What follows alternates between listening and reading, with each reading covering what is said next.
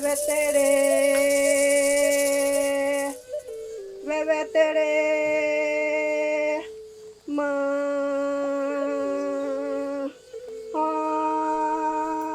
akona,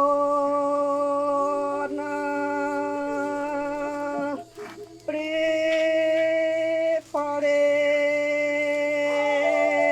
vevete, vevete.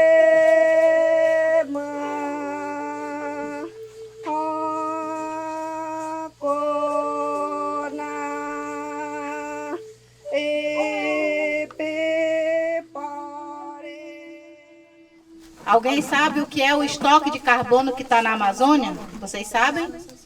Não. Todo mundo já sabe o que é o RED? Todos sabem o que é o RED? Essas letrinhas aqui significa redução de emissões por desmatamento e degradação. É isso que essas letrinhas significam. Mas o RED ele é um mecanismo criado pelos países para a questão de reduzir ainda mais o aquecimento global.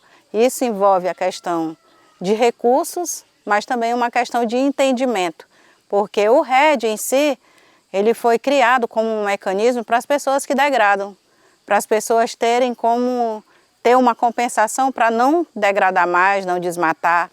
Então o RED é basicamente, se a gente for olhar, o RED ele é para isso, para não degradação, não emissão, não desmatamento, e aí poder oferecer esse programa com recursos, dizer, olha, não precisa degradar mais, que a gente pode ter uma compensação para quem não faz isso. Esse assunto de mudanças climáticas, ele ficou muito em evidência junto aos governos e estavam discutindo mudanças climáticas e os povos indígenas não estavam sendo consultados, nem estavam sendo envolvidos nesse processo. Como é que a gente se insere nesse mecanismo que estão colocados hoje aí para a questão da redução, da degradação, da emissão? Como a gente pode discutir isso nas nossas comunidades? Ter esse tipo de diálogo dentro das terras indígenas, com os povos indígenas, para que eles tivessem um entendimento do que é isso e poder opinar se eles querem isso dentro da comunidade deles, se eles querem trabalhar com RED e mais com RED jurisdicional. Mas para a gente saber de que forma a gente vai fazer, a gente precisa entender como é que isso se dá, como é que acontece.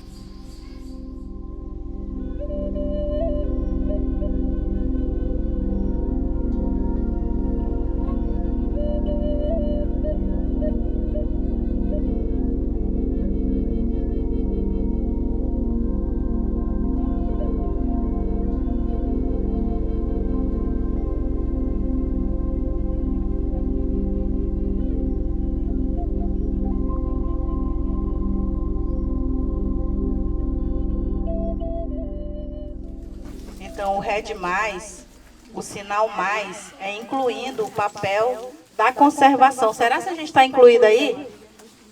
Então aí é um pouco já um olhar diferente para a questão de quem conserva, de quem preserva. Mas para complicar ainda temos mais o RED jurisdicional. E aí veio uma questão, como é que a gente vai saber sobre esse outro mecanismo, que é um mecanismo que se diz legal, que ele entra pelos estados, e os estados constroem uma estratégia de RED, onde começa a implementar políticas públicas com a captação de recursos que eles fazem, e como discutir com povos indígenas, por exemplo, no RED jurisdicional. Como é que eles estão inseridos dentro dessa discussão? Como nós vamos estar dentro discutindo e como nós vamos ter isso ao nosso favor como política pública?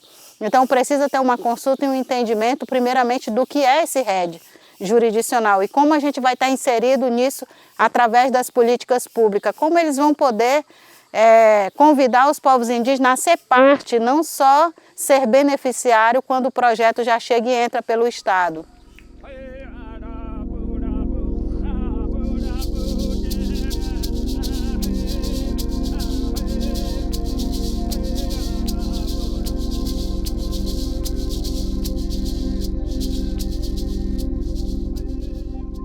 Por outro lado, a gente tem uma questão do RED voluntário, né? Assim como agora a gente tem a questão do carbono voluntário, o mercado de carbono voluntário. Então esses são outros tipos de rede que as empresas chegam direto às comunidades oferecendo contratos, né, para que se possam fazer trabalhos de conservação, de preservação e principalmente essa questão da compra do carbono que está lá estocado dentro dessas florestas. Nós precisamos nos preparar, nos inteirar do que pode acontecer, que uma comunidade receba uma proposta encapada, né? Posso dizer assim, uma proposta que a gente não fica claro e a comunidade levar a aceitação e ter prejuízo, se arrepender mais na frente. O que está colocado dentro desses contratos, quais são as cláusulas, né? O que esses contratos ferem, por exemplo, a questão dos povos indígenas nas salvaguardas. E aí vem mais uma questão para tudo isso. O que são essas salvaguardas?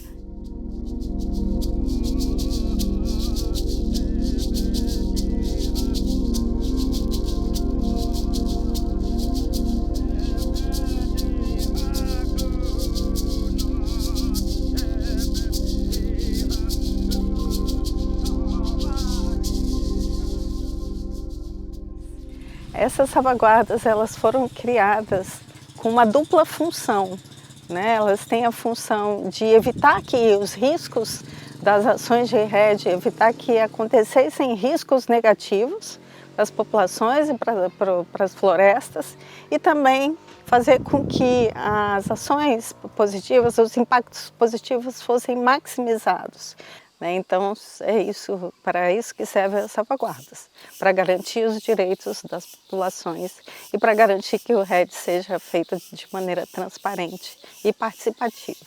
Então a gente, enquanto movimento indígena, está alertando nossos povos que venham compreender melhor antes de fechar qualquer contrato, porque nós temos que aprender que há dois tipos de mercado de carbono.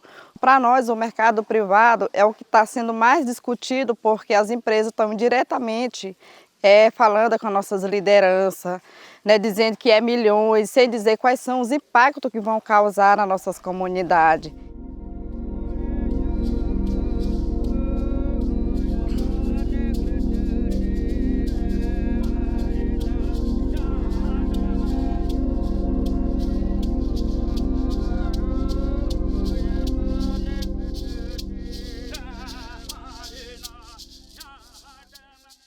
Esse é um momento que a gente tem de diálogo, né? É um momento de conversa mesmo entre nós, para a gente tirar algumas dúvidas desse tema de mudanças climáticas. Mas eu não gosto muito desse nome, não. Eu gosto mais do nome de transformação do tempo. Eu acho que todo mundo sabe sobre isso, né? Quem sabe o que é transformação do tempo? Alguém sabe? Quem sabe se o inverno mudou e o verão? Alguém sabe? Nós se preocupa muito porque o ano passado teve muito queimadas. Antigamente, quando a gente ia pescar, pegava peixe rápido e hoje está muito difícil. Não é mais do mesmo jeito os rios. A gente não acha o tipo de peixe que achava antigamente, né? Agora, com essa mudança climática, não tem mais peixe. O mundo todo está discutindo essa questão do RED, né, as mudanças climáticas nos territórios, e não é diferente a gente tratar essa pauta aqui também no estado do Maranhão, com as nossas lideranças, com nossos povos, que venham entender a importância, porque os maiores afetados somos nós, povos indígenas. Então, hoje é uma discussão mundial que a gente não pode ficar de fora. A gente não pode, por mais que a gente não queira, essa mudança climática, essa mudança do clima, ela está nos afetando diretamente.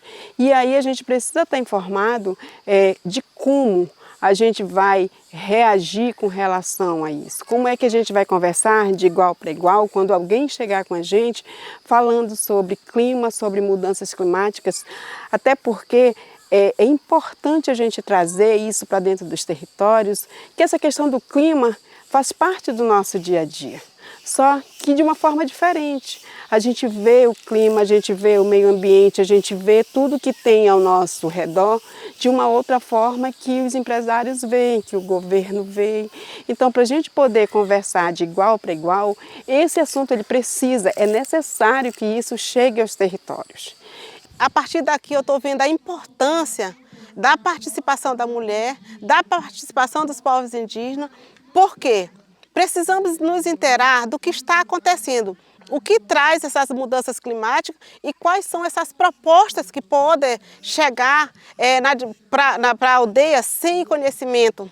Né? Pode chegar uma proposta sem a gente estar inteirado do que é REDD, do que é REDD+, do que é mudanças climáticas. Nós somos impactados pelas mudanças climáticas. Por isso a importância maior da participação dos povos indígenas. Né? Isso ajudará a gente conscientizar as comunidades indígenas, lideranças, caciques, como a gente está tomando a frente, né, de movimentos como liderança, né?